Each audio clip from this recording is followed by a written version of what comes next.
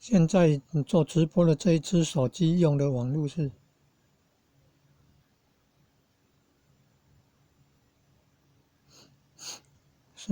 个什么？现在宕机啊！被拍照的这个对象这一只手机要上传影片的，结果宕机了。记忆体空间还有500-600 MB 哦，上传个1点多 MB 的影片哦，它就宕机了。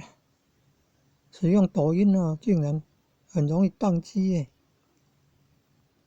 发现内部空间剩下几百个100-200个 MB 的，然后用 Google Play 商店下载安装文字扫描器，然后再找到释放空间操作，再找到快取资料清除快取资料，然后得到好像500-600 MB 的空间，然后再上传这一部影片，结果宕机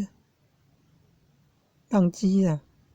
然后现在正在拍的这一部手机就是要靠这下面这一只手机的网络啊，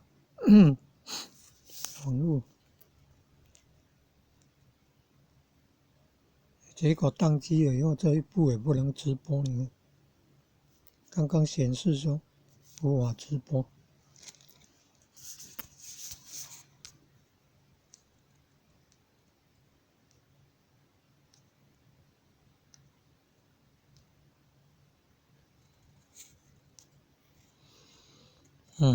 无法直播。